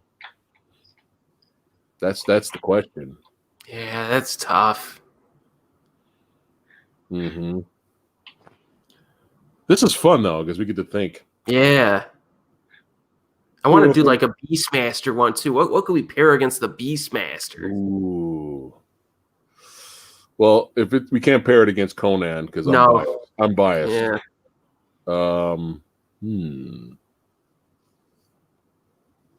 It'd have to be the fantasy genre. Mm-hmm. Maybe Clash of the Titans or something like that. They're not the same, but they're. Yeah, we'll think of some. There's all kinds of stuff we could pair. Oh, Deathstalker. Someone just suggested. I would go with Beastmaster. The first one? The first Beastmaster there you go, Eric. It's a good pair up. Beastmaster versus Deathstalker. There you go. Could do it. Or they write it down. Maybe that'll be like a plan B for us. Dante's Peak versus Volcano. I choose Suicide. No, I'm kidding. I'm kidding. No, that's not a bad one, actually. Deep Impact versus Armageddon. That's kind of... I don't know about that one, because was there anything entertaining in Deep Impact? The movie took itself so seriously. It's like, yeah, Armageddon could be looked at as garbage, but is it a more entertaining watch than Deep Impact? Not saying Deep Impact's bad. I'm just saying they took it seriously from beginning to end. So I don't know. Legend versus the Never-Ending Story. I don't know about that one. Dude, that would actually be tough for me. No, but still, it's like, I don't know. I don't know about that one. Wonder Woman 84 versus Avatar. Okay, now we're just goofing around now. I want to put John Carter up against something. Help me out, guys. Ooh. I want to put it up against something. Rob hates the movie. I tried to convince him otherwise that it was good B flick, but then again, I haven't watched it in a long time, so I may watch John Carter again and be like, ugh. You have to do that one with like the one with Jake Gyllenhaal. Remember that one where he was Prince in of like Persia? yeah. Oh, interesting. We should do Gods of Egypt versus something. Well, League of Gods, my friend. Ooh. That was gonna be the battle. We haven't done it yet. We could do that one, dude. That's a good one. I'll put that one down too. Yeah, that's a good one. The Captain Twat Waffle versus Wonder Woman 84. What was the other movie with Henry Cavill that was just like that? Which movie's that? Which one he's talking about? It was just like what? I don't know. John Carter? Henry Cavill had a movie like John Carter? I think, is he thinking about Immortals? Maybe he's thinking about Immortals. That's the only Cavill holding a sword flick movie that I can think about. Yeah, Gods of Egypt. Remember, similar in title, or premise, or within the same genre.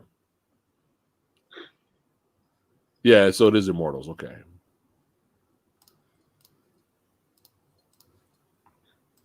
No, I have not watched The Gentleman yet, Dog Soldier. I will. I will definitely watch it, and I'll let you guys know about it.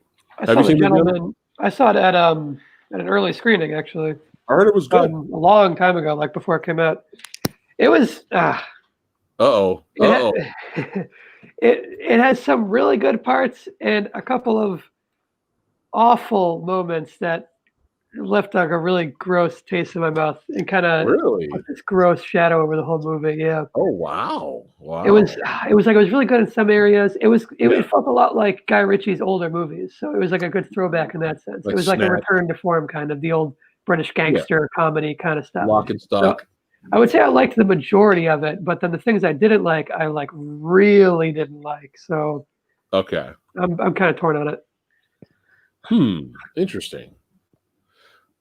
Well, it's too late. I got it. I got to watch it. So I would give it like a positive score, I think. Oh, Eric, are you excited about tomorrow, brother? Yeah, I got the movies watched. I got them watched this morning, so I'm ready. Oh, you already watched them both? Okay. Yeah. Okay. Oh boy. Well, you know what? It's over 2 hours now. I guess we can go ahead and wrap it up for the day. All right. All right. Chat. Thanks a lot, you badasses, for hanging out with us today. The Movie Dojo Army is always growing strong. Thanks again for liking the video. Don't forget to share. And if you're new here, don't forget to subscribe and hit the notification bell. And don't forget to also head over to Brickwall Pictures, Sam's channel. Make sure you go over there and subscribe. He's got really good content over there. Otherwise, he would not be here with me because he's the man. So, you know, trying to feed off of the vibe because his knowledge is ridiculous on movies. So trying to make me, Eric and Sam I'm hanging out with them and help me get smarter, you know.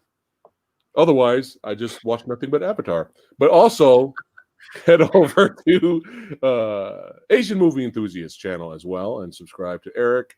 I'm looking forward to that Duel to the Death review, bro. Oh my God.